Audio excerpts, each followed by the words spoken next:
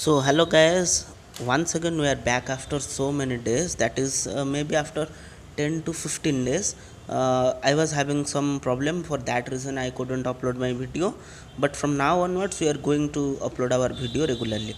So as previously I have said you that we are going to read about history of ICSE class 10th. So the first chapter is the First War of Independence or the Revolt of 1857.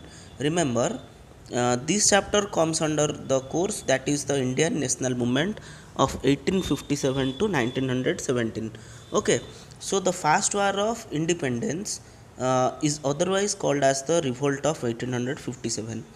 That means the First War of Independence, why it has occurred, what are the political causes, social causes, economic causes, military causes, and what are the consequences. Okay, so in this chapter we are going to read about what are the consequences, what are the causes, and what are the main events that took place in the First War of Independence, which created motivation among all the Indians from all the section of our society to fight against the British.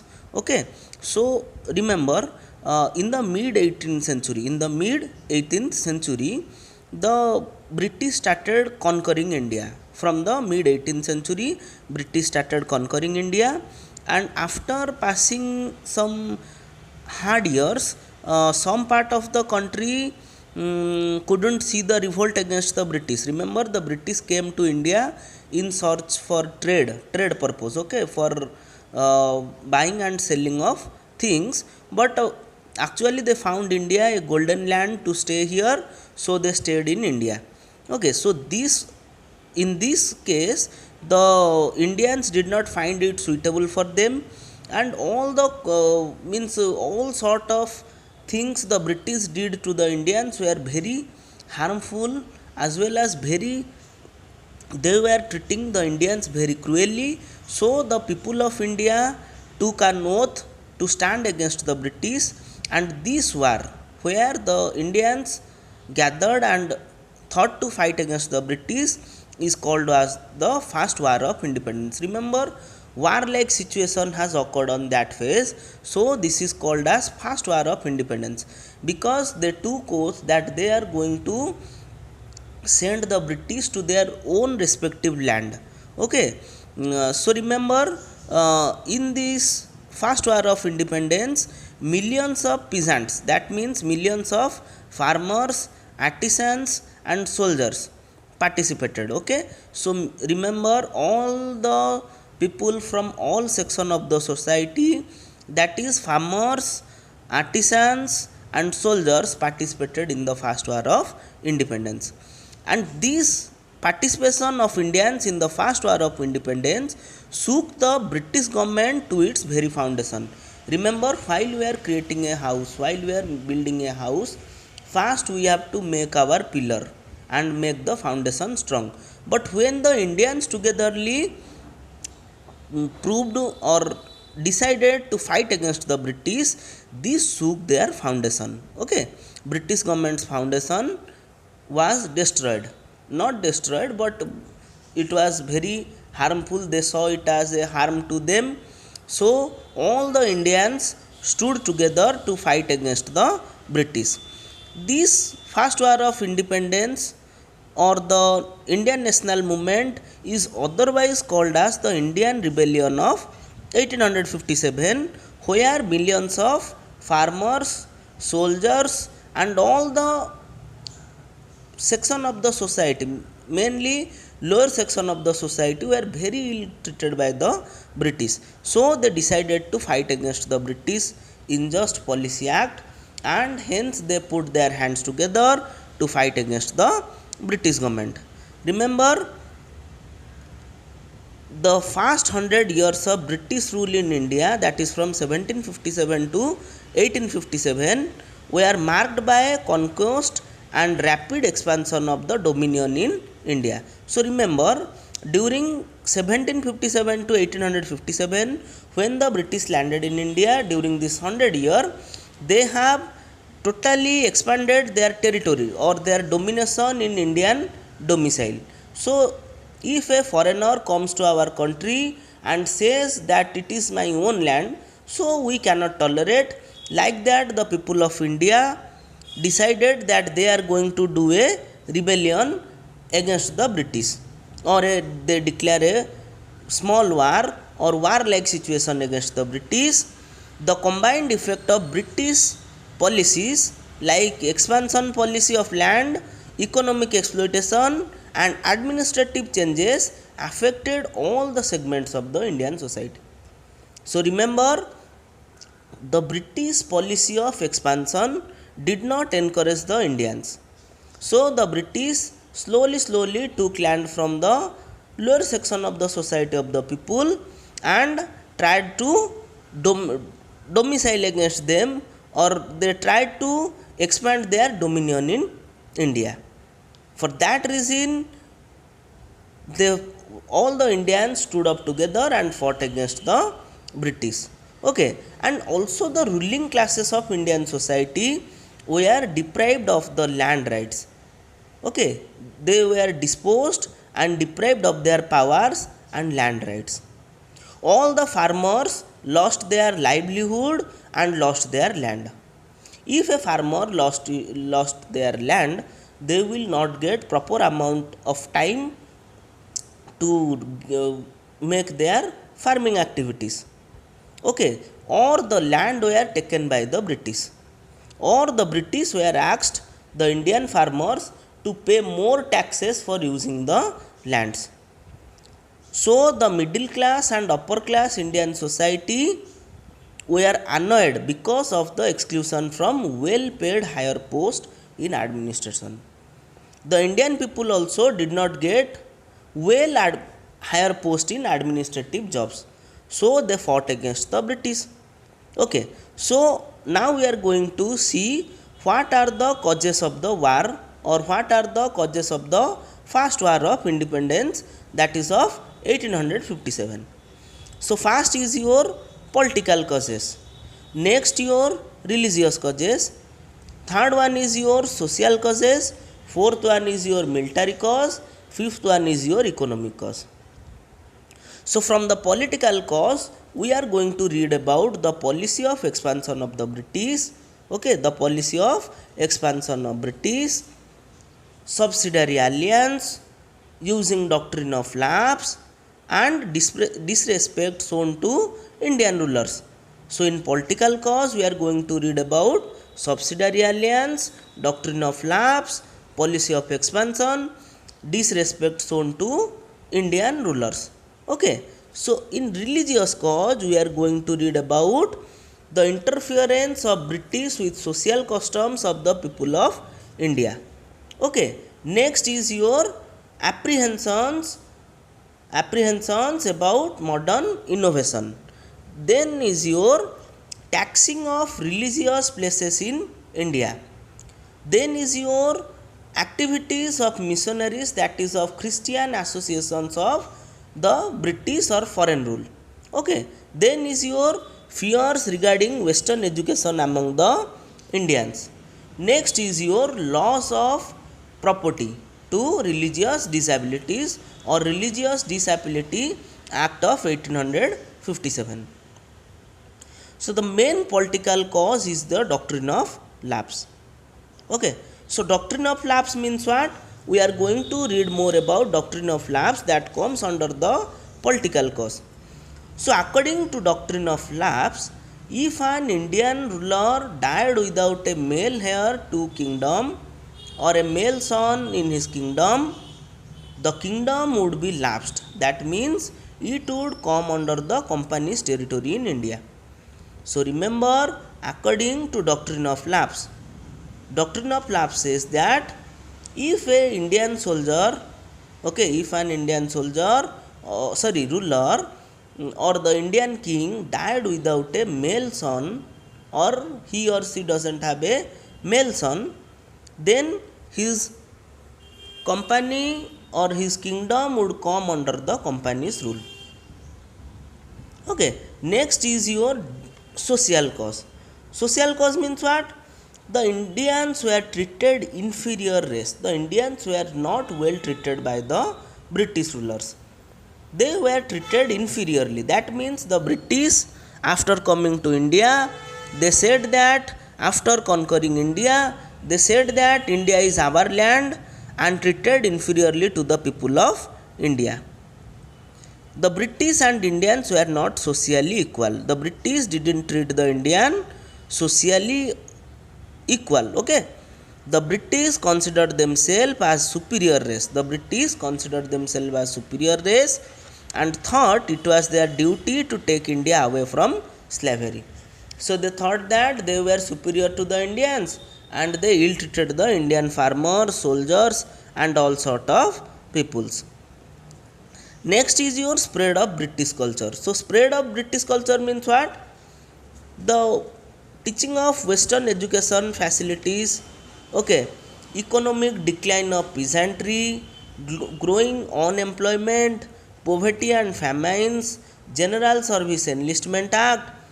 These are the some causes that hurt the sentiment of the Indians. This cause hurt the sentiment of the Indians, so the Indians thought that it would be a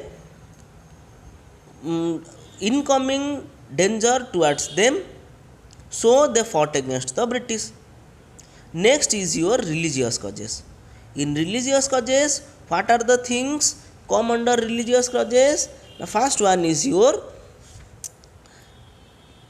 the Enfield rifles. Okay, the new type of rifle were loaded with greased cartridges of cow and pigs. Remember, eating cow or cow is a sacred animal for the Hindus, where eating pig is a domicile or is a very harmful thing for the Muslims. So these hurt the religious sentiments of the Indians, Hindus and Muslims, and they thought to fight against the British. So the Indians thought to fight against the British. Okay. Next is your economic causes. So economic causes means what? Exploitation of economic resources from India. The British exploited the Indian resource for their own benefits, not for the benefits of the Indians. For their own benefit, they exploited the resources of India. They made agriculture India an economic colony for their industrial England. Remember, they made the agricultural India an economic colony. Economic colony means what? They take a lot of money from the Indians and they take lot of taxes from the Indians. India was nextly forced to export. Okay, India was forced to export at cheaper rates raw materials like cotton, silk that the British industries needed urgently, and the plantation products like indigo and tea and food grains were in short supply in Britain. Okay, remember, indigo or cotton and tea plantation that were in short supply in Britain were asked by the British to the Indians to produce in a large quantity. So this hurt the religious sentiment of the Indians and hence they decided to fight against the British dominion. Okay, so the Indian Muslims, Hindus and Sikhs were under the threat from the British rule as the Christian missionaries used to come to India and promote their mission or religion. So the British were different from Indians in race, religion and sentiments. Okay, they had no particular zeal for their own religion and the British began to interfere with the social, religious and social custom of the Indian peoples. Okay, so they tried to increase the Christian activities and missionaries in India. So it hurt the religious sentiment of the Indians. Nextly is your subsidiary alliance. Next is your subsidiary alliance. Subsidiary alliance means it was an agreement between British East India Company and the Indian princely state by virtue of which these states lost their sovereignty. Okay, the states lost their sovereignty or the power to rule independently without any outside interference to the British. In this picture you can see Lord Wellesley. In this picture you can see Lord Wellesley. Okay, Lord Wellesley means what? He is a British king. Lord Wellesley is a British king.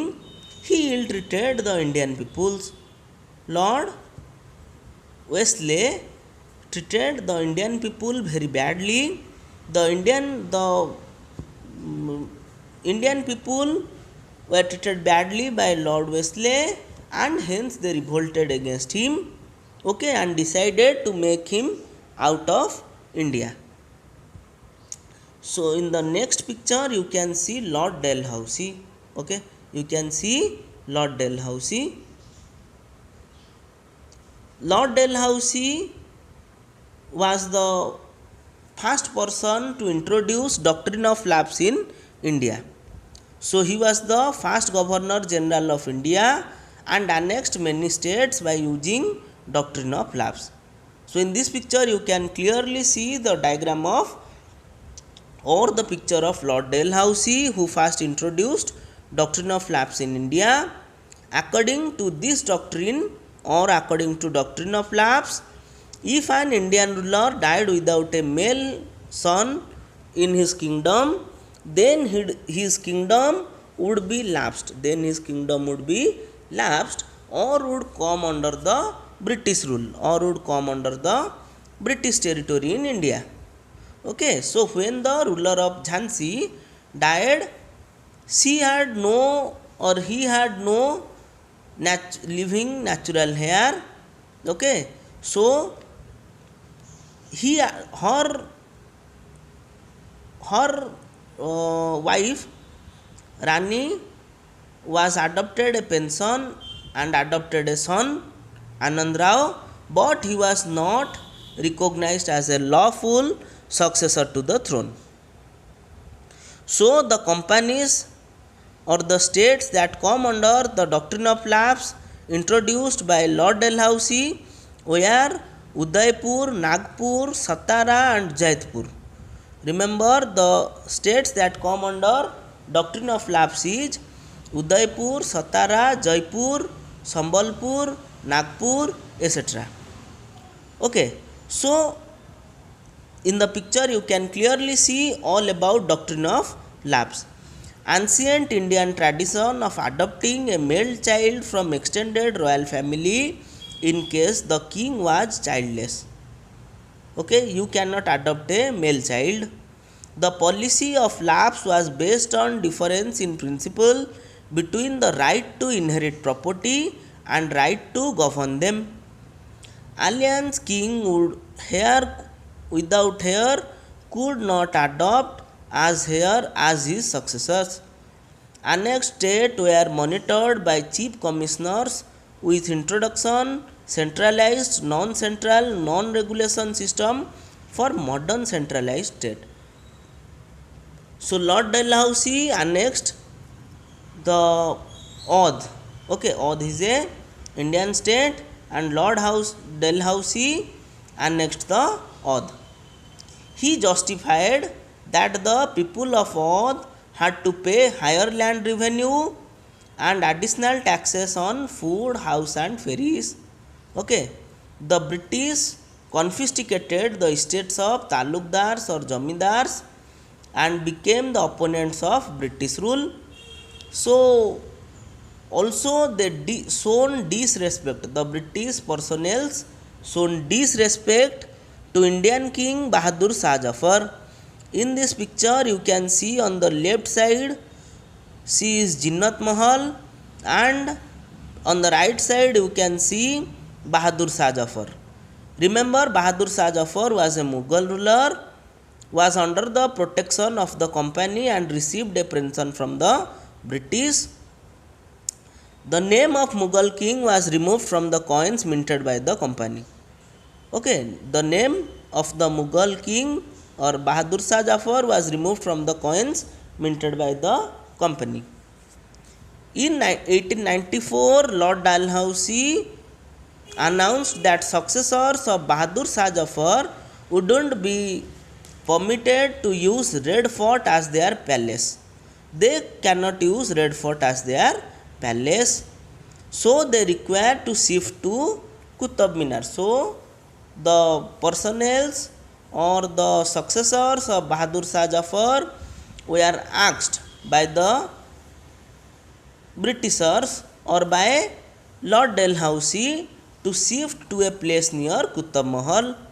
Okay, then after the death of Bahadur Shah Jafar, Lord Canning announced that his successors would not be allowed to use the imperial titles with their names and would be just known as mere princes or no prince at all. So this created this decision of the British hurted the religious sentiments of the Muslims. So consequently, Jinnat Mahal, the wife of Bahadur Shah Jafar, began plotting against them. So Jinnat Mahal started plotting against them and tried to fight against the unjust rule of the British shown to Bahadur Shah Jafar. Remember, Bahadur Shah Jafar was the last Mughal ruler in India. He was born in 24th October 1775 and died in 7th November 1862. Okay, so what all thing I have said about Bahadur Shah Jafar was the disrespect shown to him by doing all sort of things to his family. Okay, so next you can see in the picture how the British are ill treating Bahadur Shah Jafar and Jinnat Mahal. Okay, they were very rich Indian Mughal kings and Jinnat Mahal was her queen, but how they ill treated Bahadur Shah Jafar and Jinnat Mahal were very unjust, not only to the Muslims but also to the all the Indian rulers. Nextly, we can say that the ill treatment shown to Rani Lakshmi Bai. Nextly, we can say that ill treatment shown to Rani Lakshmi Bai. So remember, Rani Lakshmi Bai, okay, Rani Lakshmi Bai was an Indian ruler, who fought against the British. So what Rani Lakshmi Bai did is that she doesn't have a son of her own. So she decided, after her state coming for the British, she decided to fight against the British. So Rani Lakshmi Bai decided that she is going to fight against the British, but she lost against the British and lost her life. But the brave of Rani Lakshmi Bai till now remembers us that how she fought against the British so well. Being a queen, she fought with them for the freedom of India. So every time Rani Lakshmi Bai comes to our mind, when we saw her picture or when we see anytime that Rani Lakshmi Bai is a great queen of Jhansi. She was the queen of Jhansi and she doesn't have a male heir to her throne. So she adopted a son for her and fought aimlessly against the British rule. Okay, nextly we can say that the treatment given to Nana Saheb. Remember, Nana Saheb was the adopted son of Bajirao II.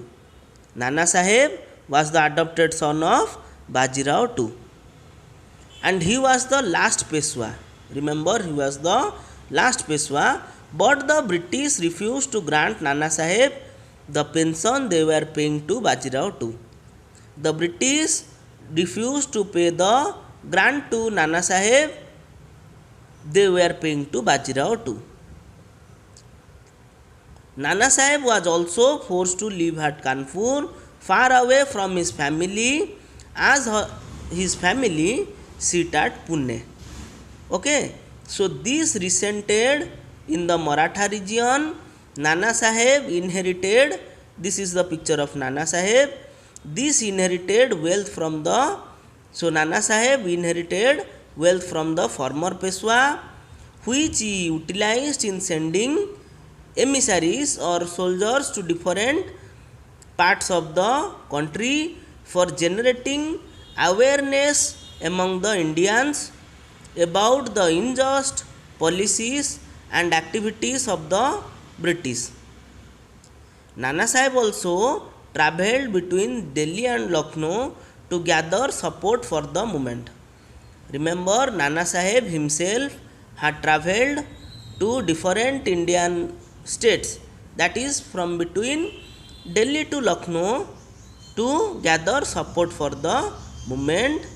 Remember, he inherited the property or wealth from the former Peshwa that he utilized in sending emissaries to different part of the country for creating awareness among the Indians, against the unjust policies of the British rule. Remember, Nana Sahib was born in 1824. He was the adopted son of Bajirao II. Bajirao II was the last Peshwa. Okay, remember, Bajirao II was the last Peshwa. Whenever you get a question about Nana Sahib, so you can write this question, that how the British ill-treated Nana Sahib, and how Nana Sahib travelled and gathered support for the movement he created against the British rulers. So remember, Nana Sahib was prevented or refused the pension they were paying to Bajirao II. So this created resentment among Nana Sahib. He travelled from place to place in India and asked the Indians together to fight against the unjust policies and activities of the British domination in India. He didn't want the British to dominate India, so he fought against the British domination in India. Okay, so next you can see the image of Bajirao II, or the adopted son, or Bajirao II had adopted a son named Nana Sahib. So absent of sovereignty means what? Now absentee sovereignties of the British means India was being ruled by the British government from England. Remember, India was being ruled by the British government from England at a distance of thousands of miles from India.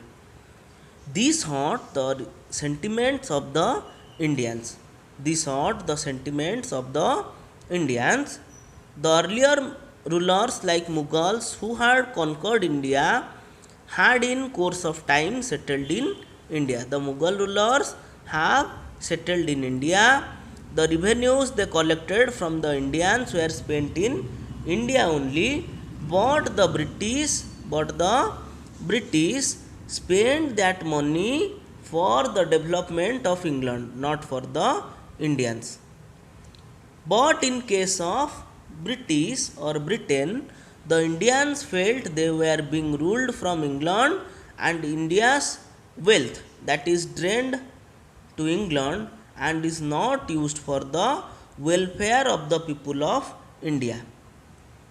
So the people of India decided to join this massive war of independence so they can make the British out of India and make India a free state for everyone to live in. So next we can say that we have come to the conclusion of the first part of this chapter, that is the cause of first war of independence, or the Indian Rebellion of 1857. So we have read all about how the culmination of this resentment of British rule causes the first war of independence, in which millions of peasants, artisans, soldiers participated, which shook the British government from its foundation. So earlier I have said that we have also opened a online class and tuition class, that is named as LearnItUp. All the students can easily access to us by reaching the above phone number that you can see on your screen. So for we have opened our tuition for class 6th to 10th. Okay, all subject. So physics, chemistry and biology at rupees 600 only. Per subject we are taking just rupees 200. Special math at rupees 500. English at rupees 500. Also you can get access to all sort of things, all benefits you can get. We prepare you the NCERT syllabus or ICSE syllabus. There are different teachers from all across our district to guide you properly and in a very cheap price, okay, in a very low price. So you can join our tuition classes and get very accessible marks. You can reach our phone number, that is 8917 448532. Once again I am saying that you can call us at 8917 448532. So previously I have said you all about the quiz section. So now let's come to the quiz section.